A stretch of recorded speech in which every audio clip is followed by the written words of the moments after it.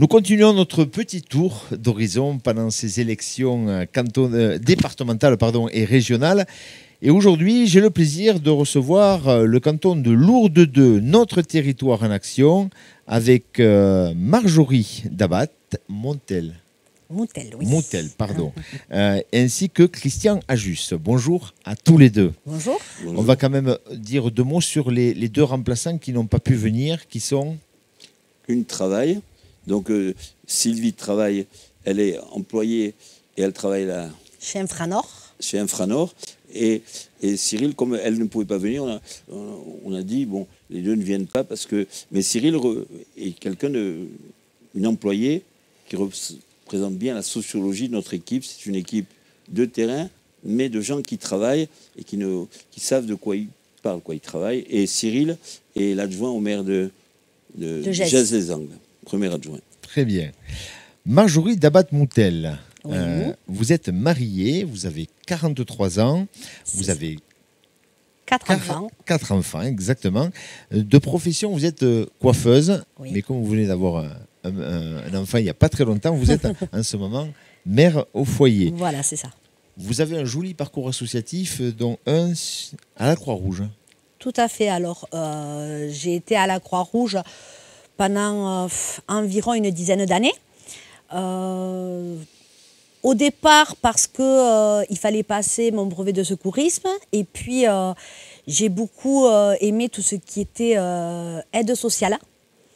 Et de ce fait, j'ai pu passer une partie des diplômes pour pouvoir justement aider les gens quand ils en avaient besoin. Ce parcours, je l'ai eu lorsque M. Barzu était président de la Croix-Rouge.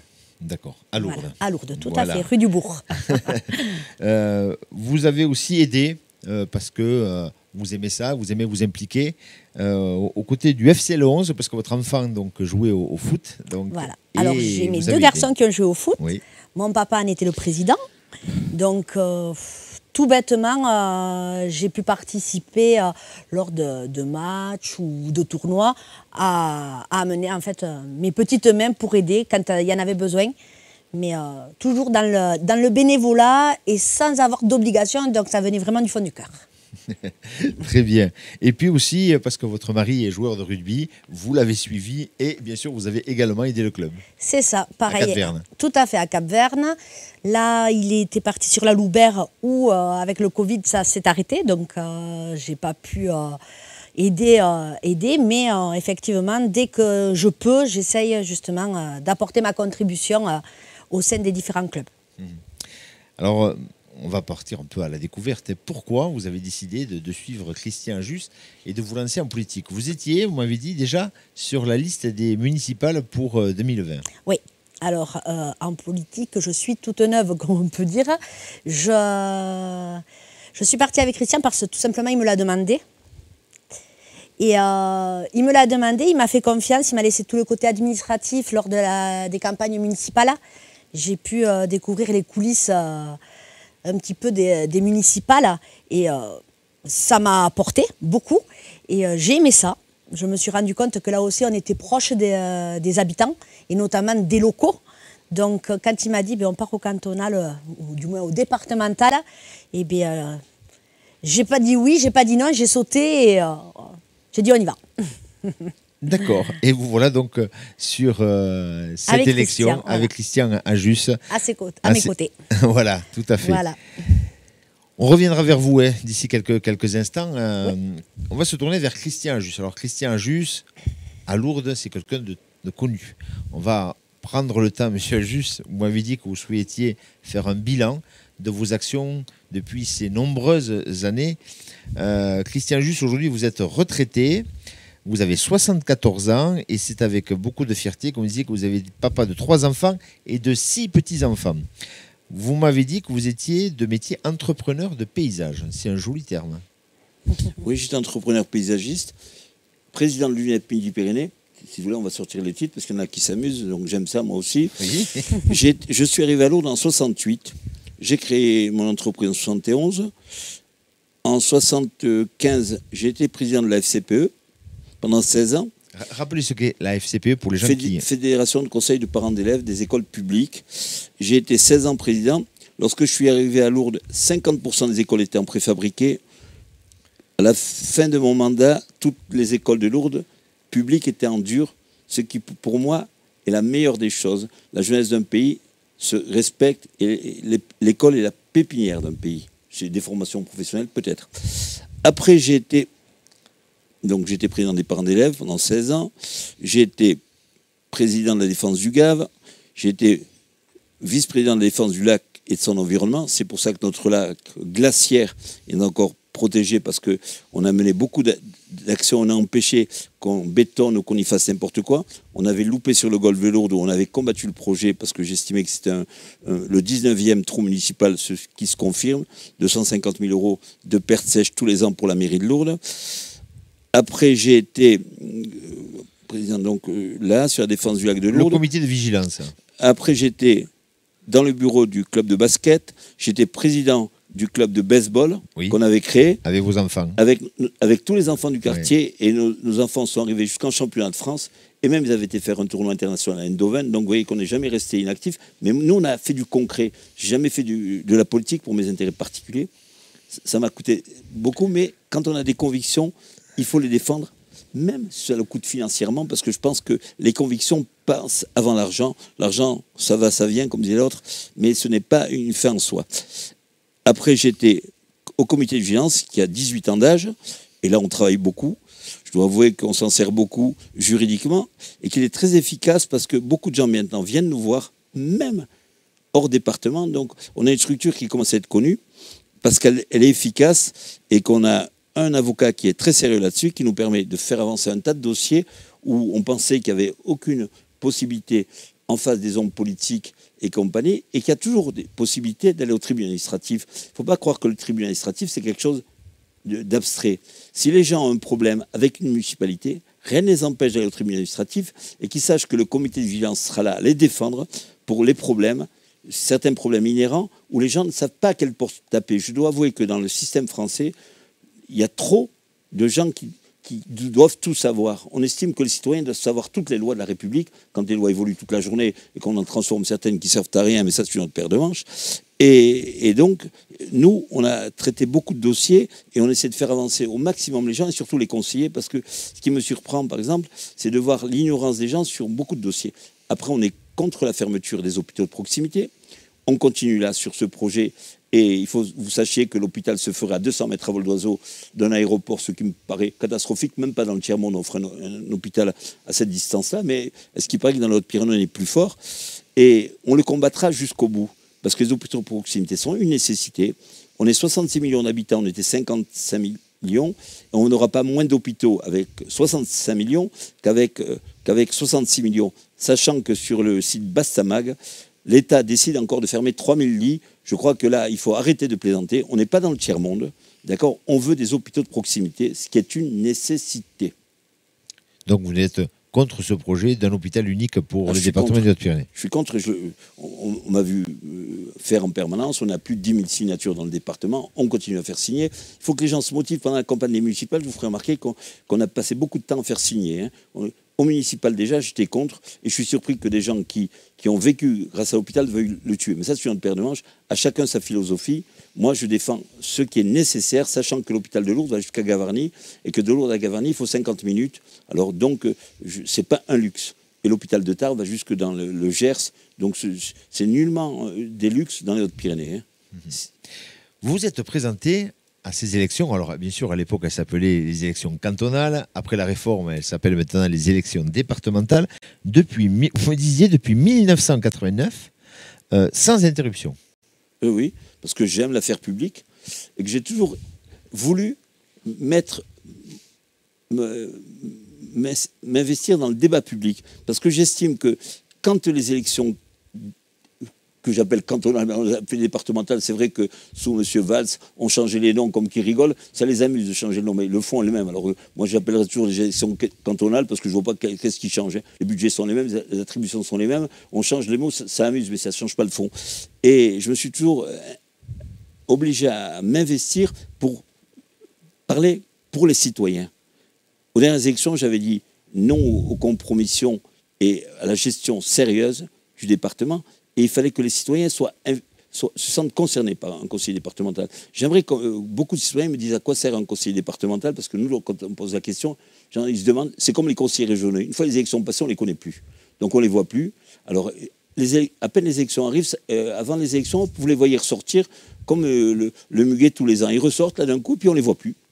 Donc nous, on a décidé d'une façon ou d'une autre, ce serait très clair, on ferait une réunion par an dans chaque mairie et on ferait des comptes rendus aux citoyens pour dire ce que l'on fait au Conseil général, à quoi il sert, quels sont les droits et les devoirs et comment les gens peuvent s'adresser facilement au Conseil général. On trouve que c'est des structures assez opaques et qui font peur aux gens.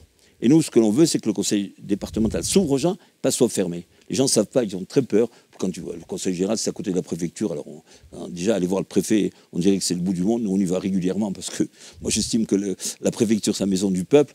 Et que quand je vais à la préfecture, je suis chez moi. Je suis surpris maintenant qu'il n'y ait plus rien dedans. On n'est même pas accueilli. Il n'y a même pas un robot pour nous dire bonjour, au revoir, merci. Il faut sonner à 25 euros. Bon, mais le préfet n'y est pour rien parce que vous allez dans les ambassades de la France partout, ils sont moitié vides. On se demande pourquoi on a encore des ambassades et pourquoi des préfectures. Ça, c'est une paire de manches. La chose publique, c'est quelque chose, vous disiez, qui vous intéresse. On parlait d'argent, c'est vrai que vous y mettez votre temps, votre cœur et même votre argent personnel. Oui, et ça ne vous freine pas? Ça ne me freine pas parce que quand on a une passion, d'accord, pour moi, l'affaire publique, c'est une nécessité. Si les gens ne s'occupent pas de la politique s'occupe d'eux. Tous les gens, je suis apolitique. Non, ça n'existe pas. D'abord, je suis contre les gens en politique. J'aime bien que les gens aient une couleur politique. Ça veut dire, moi, je suis dans l'environnement et je suis de gauche. J'ai toujours revendiqué, d'abord mes parcours, les combats que j'ai menés, il n'y a aucune ambiguïté. D'accord? Et quand on défend des valeurs, je pense qu'il faut les défendre jusqu'au bout. Je ne suis pas quelqu'un qui est quelqu'un à géométrie variable. Je ne sais pas le faire. C'est ça mon tempérament. Mais je pense qu'il faudrait plus de gens comme ça pour ramener les gens à la politique. Ils s'aperçoivent maintenant que ça devient des gens qui viennent pour la politique, pour des places, pour des payes, mais très peu pour des convictions. Avant, les gens étaient ce qu'ils étaient, de gauche, de droite, ils avaient des convictions. Ils défendaient leurs valeurs. Maintenant, les gens ils viennent pour une place et combien ils pourront gratter à gauche, à droite? Il y a certains, quand ils commencent à être maires, ils commencent à vouloir gratter un peu partout. Après, ils se mettent là-bas partout. Nous, on vient que pour faire... Nous pensons que le poste de conseiller départemental, c'est un poste à plein temps, alto-cumulard. Je suis surpris que les sénatrices des Hautes-Pyrénées, je ne sais pas ce qu'elles font au Sénat, se présentent au cantonal et au régional. Comment se fait-il qu'on puisse aller sur des postes comme ça, quand à la limite, un poste de sénateur, je pense que c'est un poste à plein temps, et un poste de conseiller départemental, parce qu'il ne faut pas oublier que le conseiller départemental ne s'occupe pas que de sa circonscription. Quand il est au département, il est dans des commissions et il s'occupe du département. Et le département des Hautes-Pyrénées est un des départements les plus longs de France. D'accord? Et que je ne vois pas comment on peut faire pour être en même temps au four au moulin. Une journée, c'est 24 heures. Je ne vois pas comment que ces gens, même s'ils s'appellent Napoléon, puissent en faire plus. Hein. Moi, je ne suis pas Napoléon et je pense qu'un poste à plein temps suffira amplement si je veux bien travailler.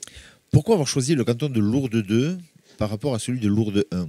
Parce que j'habite au canton de Lourdes 2 et que j'étais là et que je m'étais déjà présenté une fois. Je me suis présenté 3 fois sur Lourdes 1 et ça fera la deuxième fois. À l'époque Lourdes Ouest, oui. À Lourdes Ouest et maintenant je suis sur Lourdes Est. Ça fait la deuxième fois que je me présente. D'accord. Alors bien sûr, on va parler du conseil départemental puisque vous vous présentez à cette élection bien précisément. On va débuter par le plus gros morceau, 55% du budget du conseil départemental est consacré au social. Et Marjorie, vous vouliez nous dire deux ou trois choses sur le social au niveau du conseil départemental. Tout à fait, à savoir que c'est quelque chose qui me tient vraiment à cœur puisque j'ai eu besoin, moi, d'aide du département et après avoir fait quelques recherches, je me suis aperçue que les traitements des dossiers au niveau de la MDPH prenaient plus de 6 mois. Or, aujourd'hui, il me semble qu'il est important que ce traitement soit raccourci. Et c'est l'une des premières choses, si on devait être au département avec Christian, auquel j'essayerais de faire front. Je vais vous expliquer pourquoi. Parce qu'en fait, lorsque les commissions sont décidées par exemple, pour une personne handicapée, les allocations... pour la hache, par exemple. Pour la hache, par exemple. L'allocation d'adulte handicapé. Adulte handicapé, tout à fait. Elle est variable. Elle peut aller d'1 an jusqu'à 5, 10, voire 20 ans, selon donc l'handicap qu'il y a. Mais en règle générale, c'est de 1 à 5 ans. Des personnes qui ont une allocation pour 1 an. Elles n'ont pas fini d'avoir fait le premier dossier pour avoir l'acceptation, qu'il faut refaire ce dossier puisqu'il y a ce traitement qui est long. Donc ça, c'est quelque chose qui me tient particulièrement à cœur, puisque déjà au niveau administratif, c'est très difficile. Et la deuxième chose que j'aimerais mettre en avant au niveau du département, c'est aussi essayer d'augmenter les places en accueil de jour pour les personnes dépendantes. Alors, pour les personnes dépendantes, mais aussi pour leurs accompagnants. On s'est rendu compte, là aussi, je suis toujours en recherche avec les différents organismes qui accueillent les personnes qui ont Alzheimer ou autres. On manque de place et les personnes, les accompagnants sont embêtés justement pour travailler, pour accompagner les malades. Et c'est quelque chose qui, là aussi, il va falloir essayer de trouver une solution parce que ça va permettre à un grand nombre de familles de souffler un petit peu. Concernant tout ce qui est RSA, minima sociaux, c'est, on va dire, le gros de l'enveloppe. Mais sur les différents villages qu'on a pu faire jusqu'à aujourd'hui, ces minima sociaux sont rarement demandés ou en tout cas, on va dire, on ne sait pas trop encore où est-ce le chiffrage en fait de ces personnes-là. Donc ça sera plutôt à étudier, mais pour moi le premier point, ça va être de m'occuper des personnes dépendantes. Voilà pour le social. Monsieur Ajus, vous vouliez rajouter quelque chose sur ce volet social des missions du conseil départemental? Non, je suis très content que le budget soit aussi élevé, sachant qu'en plus avec la crise, ce sera encore plus. Et heureusement qu'en France, on a le social qu'il faut surtout préserver, parce que quand les gens se permettent de critiquer le social, on entend certains faire des réflexions, on trouve ça inadapté dans un pays quand même qui est riche et où il y a des besoins sociaux, parce que tout le monde ne choisit pas le chômage parce qu'il est feignant. Il y a des gens qui n'ont pas de travail, qui ont besoin de vivre. Et avec la crise que nous vivons, c'est encore pire pour le monde hôtelier, où il y a un tas de gens qui se retrouvent bientôt en fin de droit. Et il faut qu'au contraire, le social perdure, parce que les gens ne demandent pas la charité, mais ils veulent la dignité. Ils préfèrent avoir du travail. Quand on n'a pas de travail, au moins qu'on aide les gens à ne pas rester dans la misère et après se retourner vers un parti extrême qui leur promet le Mirwana demain. Les routes, monsieur Ajus, c'est aussi des compétences du conseil départemental. C'est 28% du budget, c'est le budget des routes. Donc tout ce que l'on demande, et on demandera, c'est que le cyclable devient de plus en plus d'actualité. Beaucoup de gens en mettent. Par exemple, on prend la route de Bagnères. Souvent le dimanche, vous avez plein de vélos. Il faut trouver des solutions pour que les gens soient protégés. C'est bien qu'il y ait du vélo, mais il faut qu'on pense à aménager les routes en pistes cyclables. D'abord, beaucoup de départements mettent en valeur leur département grâce aux pistes cyclables. Il y a de plus en plus de gens qui font du vélo. Donc à nous aussi de voir comment on peut faire pour aménager les pistes cyclables de façon à ce que le département des Pyrénées ne soit pas la traîne, mais qu'il soit demain à l'avant-garde, car on a un département qui est quand même assez préservé sur l'environnement. Et plus on aura un environnement protégé, plus on aura de pistes cyclables, plus il y aura de tourisme et plus il y aura de retombées économiques pour le département. Voilà une des propositions que vous voulez mener si demain vous êtes élu. Élu. Ce qui me gêne assez, c'est que le choix de la 2 fois 2 voies en passant par AD, ça a été le choix le plus catastrophique. On a été jeté dans un endroit où il n'aurait jamais fallu aller. On ne comprend pas pourquoi le choix a été choisi de Tarbes à Lourdes du côté droit, quand c'est du côté gauche qu'il fallait passer, c'était simple, il fallait juste exproprier quelques terres agricoles malheureusement, mais on a préféré aller se jeter dans un gouffre financier qui n'est pas encore résolu, et quand arrivera la 2 fois 2 voies lourdes, ce n'est pas demain la veille, et je suis surpris qu'à la limite, on puisse privilégier les intérêts particuliers au détriment de l'intérêt collectif. Parce qu'on ne s'est pas gêné à certains endroits d'exproprier. Et puis là, juste à la sortie d'AD, il fallait juste contourner AD simplement. Ça ne saurait coûter presque rien. Tandis que là, on a voulu faire déjà une 2 fois 2 voies. Moi, à la limite, cette 2 fois 2 voies, je la trouve valable sans l'être. La route était très bien. De toute façon, il y a moins de circulation. Et puis, il y a des heures de pointe. De toute façon, le maire d'AD nous a dit qu'il y a des... 900 véhicules par jour. 9000 véhicules. Et puis après, le soir, il n'y a presque plus rien. 9 véhicules. Il y a 9 véhicules. Donc, on passe d'un nombre X de véhicules à presque plus rien. Quand il y avait la saison lourde, ça se justifiait. La saison à Lourdes, on n'a plus de bouchons à Lourdes. À l'époque, je ne sais pas si vous vous rappelez quand vous étiez jeune, mais Lourdes, du 15 juillet jusqu'au 15 septembre, c'était catastrophique pour se garer, pour circuler. Ce n'est plus le cas. Et puis en plus de ça, il faudra quand même qu'on remette... Bon, je suis content que la ligne de chemin de fer reparte la nuit. On a tous été manifestés pour que ça leur revienne. Enfin, ça revient, parce qu'on a des gens qui nous tuent le service public et les chemins de fer et qui maintenant les remettent après les avoir tués. Bon, ça c'est qu'un détail, c'est l'art de la politique. Tuer et puis faire croire qu'on fait revivre les gens. Mais ça, c'est un art comme un autre. Mais de toute façon, on sera dénoncé. Mais on est content que la Palombe bleue revienne dans les Pyrénées. C'est très pratique quand on va à Paris. On fait ça la nuit et on arrive le matin très tôt à Paris. C'est très efficace. Et sur les routes, de façon à ce que les routes soient faciles d'accès et qu'en même temps qu'on fasse du développement économique grâce au tourisme vert qui se développe de plus en plus. Les routes, donc, c'est quelque chose, vous l'avez dit, ce beau projet de pouvoir rajouter des pistes cyclables donc, sur les routes départementales et faire découvrir notre département à travers le vélo. Tout à fait. Et après, il y a aussi au niveau des réaménagements des horaires de bus, parce qu'on s'est rendu compte que dans certains villages, les bus passaient, mais pas au bon horaire. Par exemple, du côté de Gèze, le bus passe le samedi ou le dimanche sur les coups de 10h30 pour arriver à Bagnères au marché, alors qu'il se termine. Donc en fait, là aussi, il faudra peut-être revoir aussi, réaménager les horaires de bus, que ce soit pour les habitants des villages ou même pour les scolaires. Voilà. Parlons des scolaires, puisque en parlant de transport, on va arriver aux scolaires avec les collèges qui sont aussi gérés par le département. Et on a à Lourdes, on a le collège de Sarsam. Tout à fait. Alors en plus, il est sur notre canton. Donc c'est quelque chose là aussi où on s'est intéressé de près. Et nous avons eu envie sans avoir eu envie, avoir eu l'idée d'essayer de mettre un repas local par semaine, donc issu de circuits courts local ou est bio. Voilà. Et de même qu'une remise donc en place des sorties sportives et culturelles liées à notre territoire.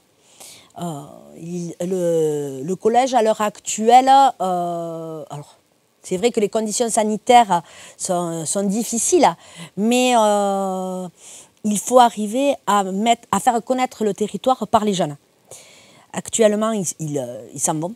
Alors le collège, non, parce qu'ils n'ont pas encore la majorité, mais c'est vrai qu'ils veulent partir et ils n'ont pas conscience du territoire qu'ils ont. Parce qu'en fait, c'est leur territoire à eux aussi.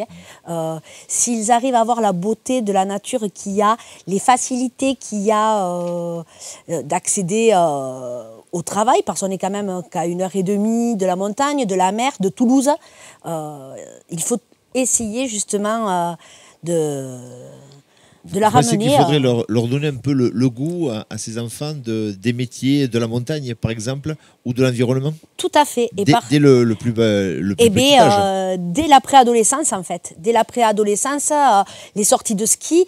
On sait que maintenant, en montagne, on développe de plus en plus les activités saisonnières, mais des 4 saisons. Donc, leur montrer qu'il y a un véritable atout de rester dans notre vallée. D'accord. Voilà un des chantiers aussi, si vous êtes élu, que vous travaillerez toujours dessus. On travaillera dessus et là aussi c'est un point majeur puisque les jeunes c'est le futur.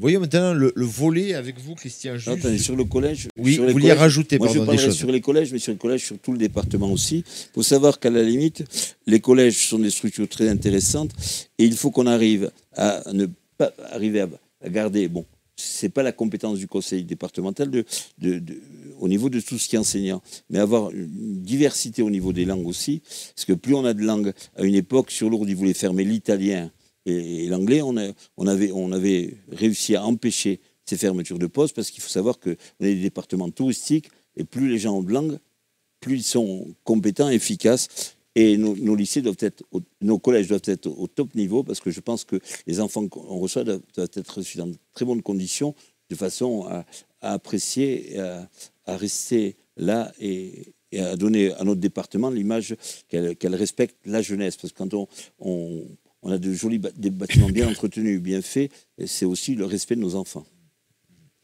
Vous y veillerez donc si Ah vous oui, êtes élu. de toute façon, on sera dans les commissions, on se mettra dans ces commissions-là si on est dans les commissions éducation et compagnie, de façon à être présent et à avoir un discours du bien-être des enfants et du respect des enfants dans les établissements scolaires.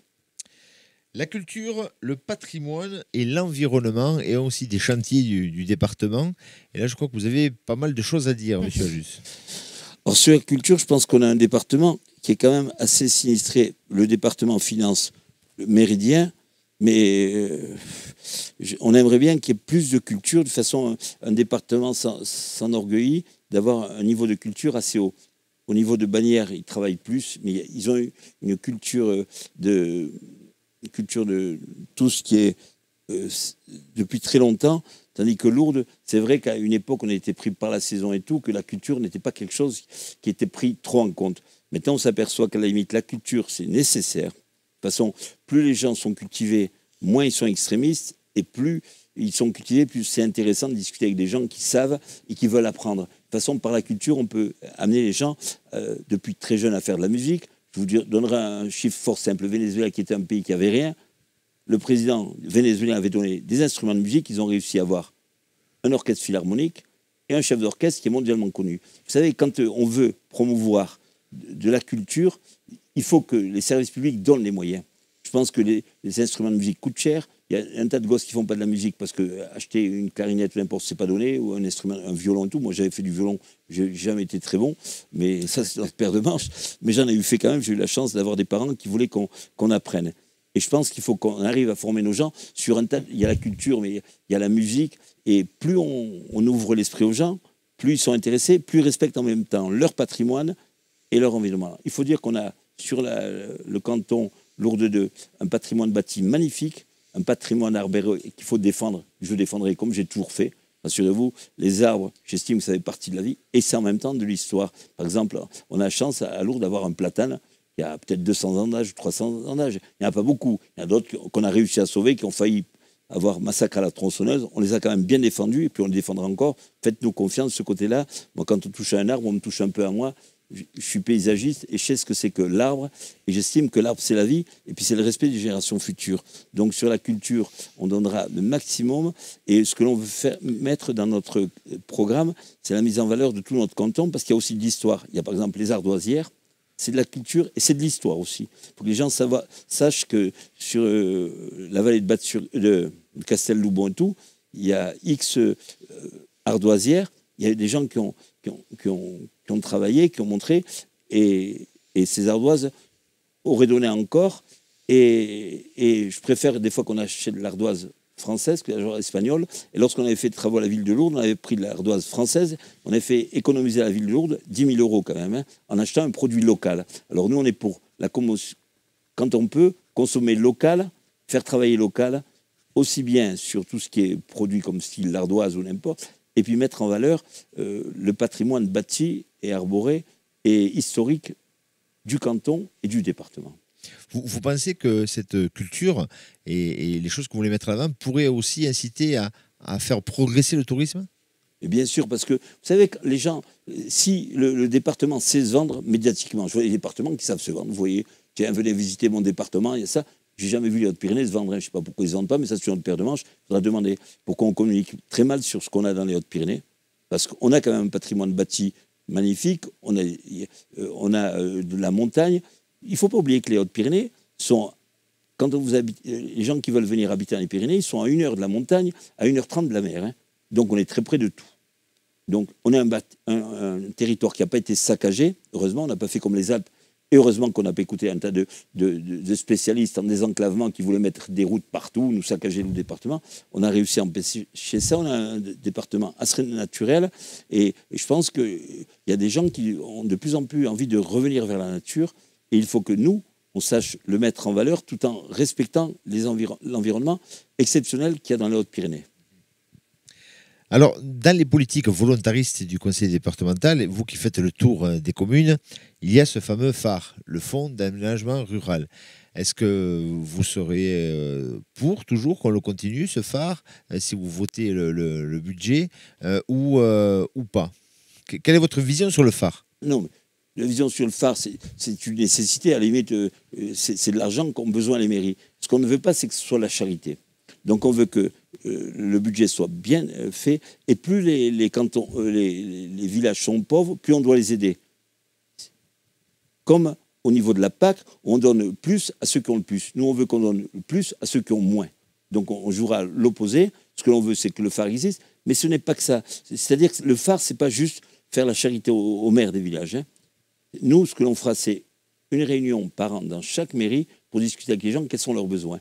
Et on propose un budget participatif par canton, de façon à ce que les gens s'approprient le département. Il n'est pas normal qu'on subisse le conseil général sans pouvoir y participer. Si on veut que les gens respectent les élus, faut-il que les élus, d'abord, soient visibles et soient respectables et permettent aux gens de pouvoir s'exprimer. Par exemple, si sur un canton, ils ont envie de faire, admettons, une piste de VTT ou n'importe, et qu'ils soient collectivement d'accord, eh bien, c'est eux qui se le prendront en main. Et le conseil général sera juste là pour contrôler qu'il n'y ait pas de dérive financière, que tout soit fait dans les règles des marchés de la fonction publique, mais que cela permette aux gens de se mettre en valeur et de participer à la vie de leur canton.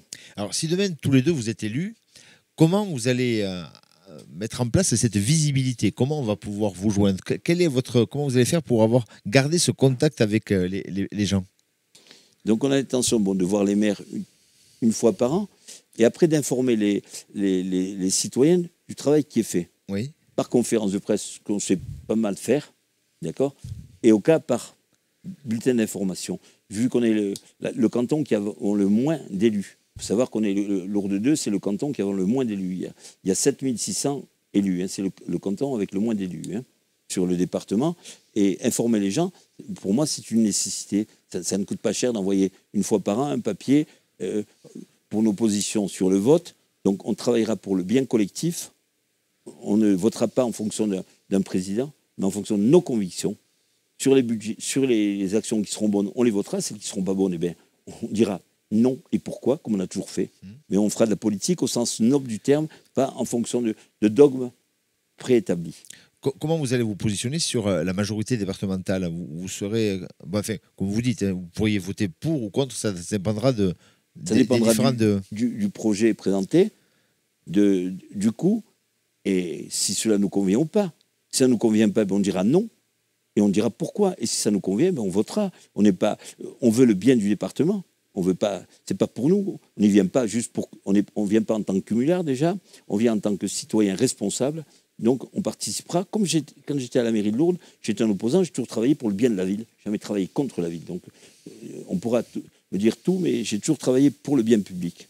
Je ne sais pas venir pour des places et que pour des rémunérations. Je travaille avec mes convictions, avec nos convictions. On travaille. On va essayer de continuer à fonctionner dans ce sens-là. Le temps tourne et on va arriver à la fin de cet entretien. J'ai posé la même question à tout le monde. Est-ce que vous avez peur de l'abstention? Par exemple, si on regarde les chiffres des élections municipales en 2014, 70% de participation. L'année d'après, pour les cantonales, pour les départementales, 50% de participation. Pour les dernières municipales, nous étions à 50% de participation. Est-ce que vous avez peur que ça s'écroule? Pas plus tard que ce matin, j'entendais qu'il il y a eu des législatives partielles du côté de Paris. 10%. 16% de participation. Est-ce que vous avez peur que ça peut jouer les troubles faits parce que c'est vrai qu'on arrive à la fin du confinement, on commence à sentir les beaux jours revenir, on a envie de ressortir. Est-ce que vous n'avez pas peur que cette abstention peut voler aussi l'élection ou tronquer cette élection? Quel est votre regard sur l'abstention? Moi, je pense que si on a entre 40 et 50% de participation, on pourra dire merci, parce que je ne crois pas en plus. Et en plus, ça, c'est les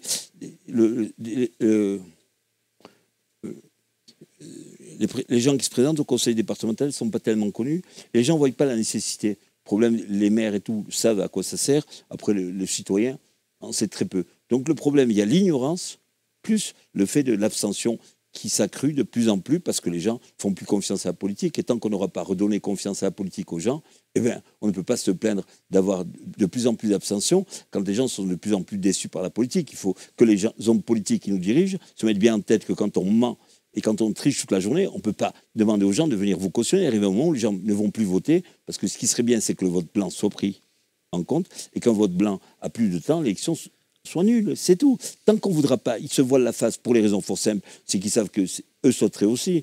Ils aiment bien nous appliquer des règles de confinement, de couvre-feu et compagnie, parce que c'est eux qui ont le manche et on subit. Mais si demain ils étaient de notre côté, je ne sais pas comment ils réagiraient, mais je pense qu'on ne peut pas se plaindre que les gens s'abstiennent quand on fait tout pour les dégoûter de l'affaire publique. On ne peut pas dire blanc et le contraire en même temps. Il faut être cohérent. Des fois, on prend des décisions, mais en politique, les décisions ne sont pas toujours faciles à prendre, mais quand on les prend, on les assume.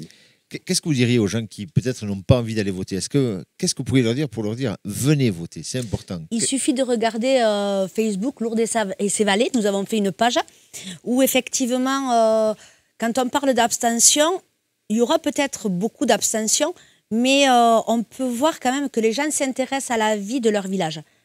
Sur un village, nous avons plus de 4000 vues, c'est-à-dire que c'est, comparé au nombre d'habitants qu'il y a, peut-être 4 fois ou 10 fois plus, entre 4 et 10 fois plus, je ne sais plus. Mais les gens s'intéressent à la vie du village et il ne faut pas baisser les bras. Il faut avoir confiance si on appelle à aller aux urnes. Et s'ils nous amènent justement au deuxième tour, ça ne pourra être que positif puisque nous sommes des hommes et femmes de terrain. On sera disponible comme on l'est à l'heure actuelle. Et il faut retrouver et, on va dire, arborer quelque chose qui est... il faut positiver. Faut pas... on sort de la crise, c'était négatif. Je suis un oiseau de mauvais augure, alors. Non, c'est pas ça. On sort d'une crise, on en sort petit à petit, mais on en sort. Oui. Et bien là, ça sera pareil. S'il y a de l'abstention, c'est dommage. Mais il y aura quand même des élus et on espère en faire partie. Oui. Moi, je demande une chose. Est-ce qu'il serait possible d'avoir un débat public entre toutes les équipes de façon à ce que chacun présente son projet? C'est plus intéressant quand les gens s'affrontent sur des idées. Moi, j'aimerais que vous lanciez... L'idée est lancée, on le proposera, nous on sera avec grand plaisir, on pourrait le faire, mais ça, je ne sais pas si on aura une fin de le recevoir des autres candidats. Mais ça prouvera qu'à la limite, ils ont peur de défendre leur projet. Nous, de toute façon, on est partant pour un débat public, parce qu'on sait, d'abord, on a travaillé les dossiers, on n'arrive pas comme ça, on ne débarque pas de n'importe où, on a toujours fait de l'affaire publique, et on s'est investi, on a beaucoup travaillé sur le département, parce qu'on s'est mis au cantonal avec le fait de travailler les dossiers, d'étudier les dossiers. On fait une campagne de terrain, c'est on va dans tous les villages, on s'oblige à un certain travail. Il ne faut pas croire que c'est simple ce que l'on fait. Ça nous oblige à tous beaucoup de temps et travailler beaucoup. Et ce qui est normal. Vous savez, quand on veut être élu d'un terrain, faut-il le connaître déjà? Pour en parler, faut-il le connaître? Et deuxièmement, savoir qu'on est prêt à travailler sérieusement. Vous savez, on a toujours travaillé sur des dossiers sérieux. De toute façon, on nous a toujours vu sur des dossiers comme le lac de Lourdes, on a réussi à protéger le lac de Lourdes parce qu'on s'est investi. Sur les méandres du Gave, j'ai oublié que sur les méandres du Gave, c'est moi qui ai empêché qu'ils touchent aux méandres du Gave.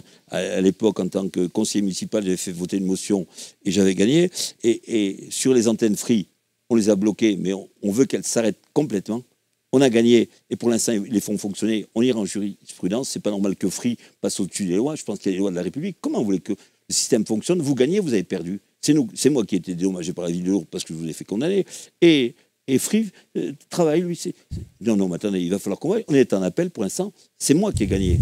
Personne d'autre. Free, il est en dessous de moi. Et si je gagne, je demanderai un paquet d'argent à Free parce que j'en ai marre d'avoir ces gens qui ont l'air de croire parce qu'ils sont près du bon Dieu, ils sont les amis du président, ils peuvent tout faire. Non, ça suffit dans ce pays. Quand on gagne, on gagne. Dans d'autres pays, quand ils ont voté un référendum, nous en 2005, quand on a gagné à 55% contre le traité de Lisbonne, on nous l'a imposé. Qu'est-ce que c'est que ce pays où vous gagnez, et puis le lendemain, vous avez perdu. On vous dit non, allez, repassez, ça y est, c'est fini.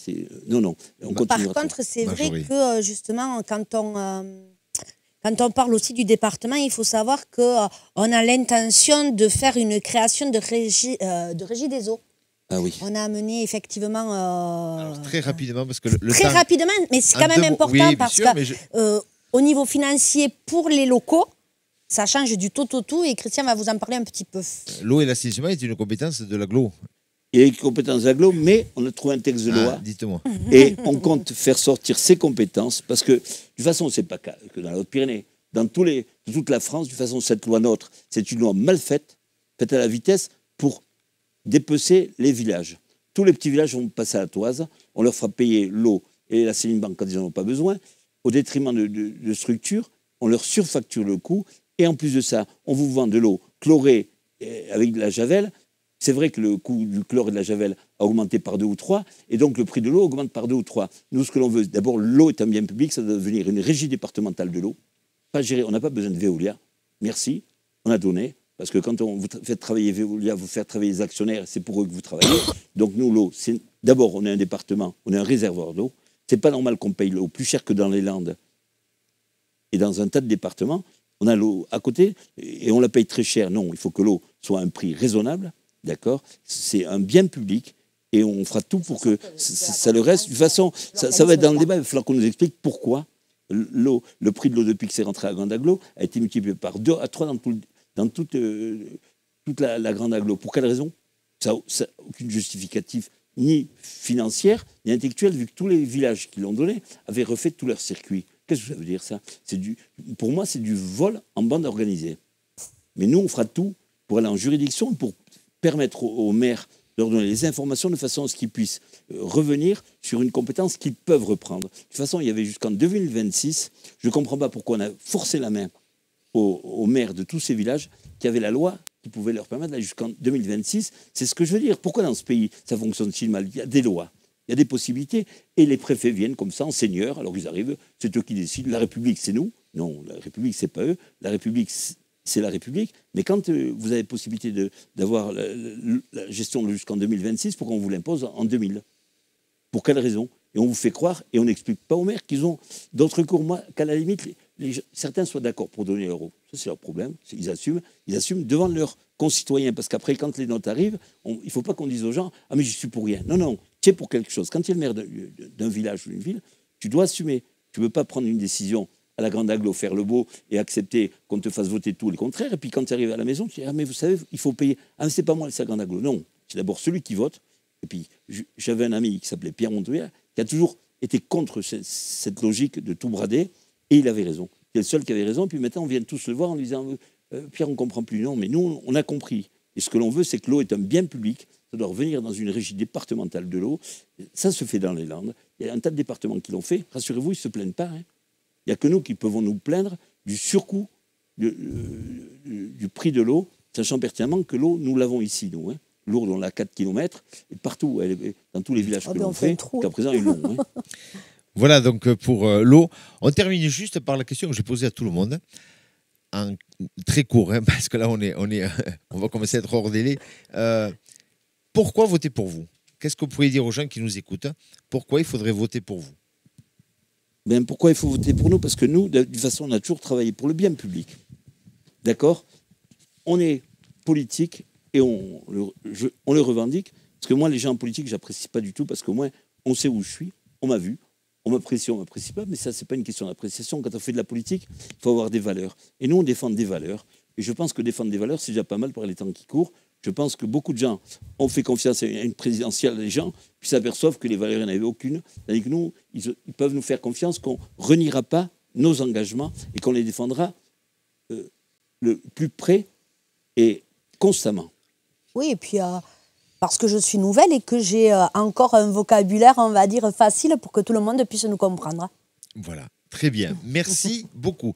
Très, très heureux d'avoir fait cet entretien avec vous. Je vous rappelle qu'on recevait aujourd'hui le canton de Lourdes 2, notre territoire en action, avec vous, Christian Jus et Marjorie Dabat-Moutel. Merci beaucoup. Bon vent à vous. À bientôt. Merci. On vous remercie.